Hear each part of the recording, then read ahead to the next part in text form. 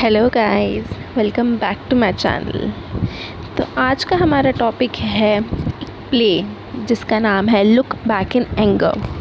ये play John ऑस्बर्न द्वारा 1955 में लिखी गई थी। यह अपने टाइम का काफ़ी मशहूर प्ले था। ये किचन सिंक ड्रामा है।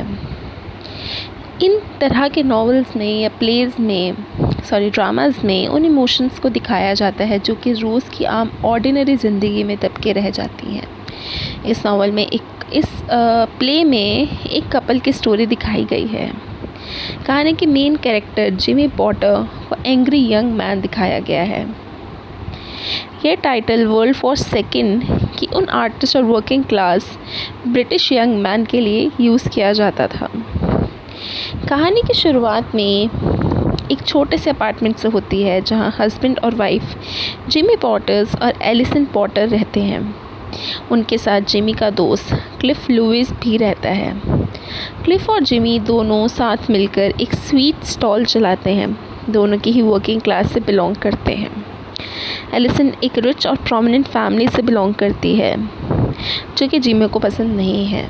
उसे चिढ़ मचती है इस बात से। प्ले के फर्स्ट एक्ट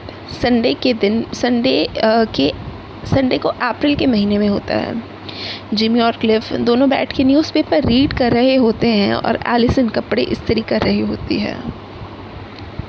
जिमी एक बहुत ही गुस्सैल किस्म का इंसान दिखाया गया है। वह क्लिफ की इंसल्ट करने लगता है कि क्लिफ कितना इंटेलिजेंट नहीं है जितना वो खुद है, पर क्लिफ एक शांत स्वभाव का इंसान है और वह जिमी की इंसल्ट्स को मजाक में ले लेता है। जिमी फिर एलिसन की फैमिली का मजाक उड़ाने लगता है कि जिमी से शादी से पहले एलिसन एक बहुत ही आरामदायक ज़िंदगी जीती थी। एलिसन जिमी को चुप करने के लिए रिक्वेस्ट करती है। दोनों की लड़ाई हो जाती है और एलिसन गिर जाती है। जिमी उससे सॉरी बोलता है पर एलिसन उसे कमरे से बाहर निकाल देती है। जिमी के रूम से जाने के बाद एलिसन क्लिफ को बताती है कि वह प्रेग्नेंट है, पर यह न्यूज़ उसने अभी जिमी को नहीं बताई है।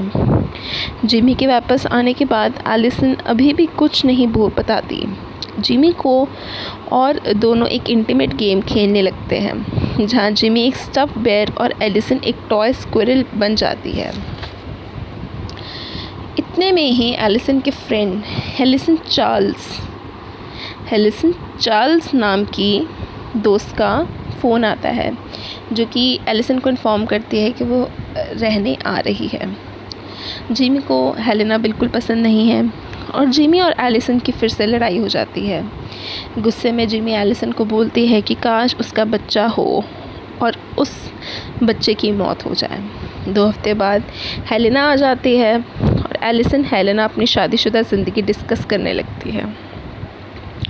क्लिफ और जिमी घर वापस आते हैं तो हेलेना उन्हें बताती है कि वह और एलिसन दोनों चर्च जा रही हैं। जिमी एलिसन को चर्च जाने से मना करता है क्योंकि वह एक नॉन रिलीजियस इंसान है।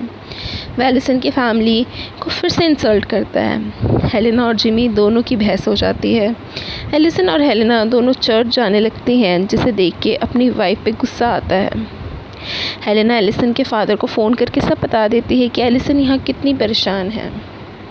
अगले दिन एलिसन के फादर कर्नल रेडफर्न उसे लेने आते हैं। कर्नल के बहुत ही सॉफ्ट स्पोकन इंसान हैं। उन्हें जिमी और एलिसन का रिश्ता बिल्कुल भी समझ नहीं आता। कर्नल ब्रिटिश मिलिट्री में ऑफिसर थे और उन्हें अपना टाइम मिलिट्री में बहुत पसंद था। एलिसन अपना सामान पैक करती है और वहाँ वो टॉय स्क्विरल को भी रखने लगती है पर वह उसे छोड़ देती है। हेलेना और क्लिफ दोनों रूम में एंटर करते हैं। एलिसन क्लिफ को लेटर देती है जिसमें वो घर छोड़ के जाने का रीज़न लिखती है और उसे जिमी को देने के लिए कहती है। क्लिफ गुस्सा होकर हेलेना को इन सब प्रॉब्लम्स का रीज़न बताने लगता है। जिमी को यह लेटर पढ़ के बहुत गुस्सा आता है। हेलेना जिमी को बताती है कि एलिसन प्रेग्नेंट है पर जिमी को कोई फ़र्क नहीं पड़ता और वो हेलेना की बेइज्जती करने लगता है। हेलेना जिमी को थप्पड़ मार देती है और फिर दोनों एकदम से एक पैशनेटली किस करने लगते हैं। कई महीने बीत जाते हैं। जिमी और क्लिफ दोनों फिर न्यूज़पेपर पढ़ रहे हैं और हेलेना कपड़े इस्त्री कर रही है। सीन सेम है पर इस बार एलिसन की जगह हेलेना है। क्लिफ जिमी को कहता है कि वह घर छोड़ना चाहता है। जिमी उससे कहता है कि वह एक उसका सच्चा दोस्त है और उसने जितना सपोर्ट किया है उसकी ज़िंदगी में और कोई औरत उसे वो उतना सपोर्ट नहीं दे सकती। एकदम से एलिसन कमरे में आती है। एलिसन के आते ही जिमी रूम से चला जाता है। हेलेना को बताती है कि उसे अपने बच्चे को खो दिया है और वह बहुत ही दुखी है। हेलेना जिमी को रूम में वापस लाती है। हेलेना को अपनी गलती का एहसास होता है और वह घर छोड़ के चली जाती है। पहले जिमी एलिसन पे गुस्सा करता है, पर वह जिमी को बताती है कि अब उसने भी अपनी लाइफ में बहुत दुख देख लिए हैं और वह अब अच्छी तरह समझ सकती है कि उस पर क्या बीतती है। दोनों एक बार फिर बियर और स्क्विरल का खेल खेलने लगते हैं और इसी के साथ ये नॉवेल ख़त्म होती है। Thanks for watching and please subscribe to my channel.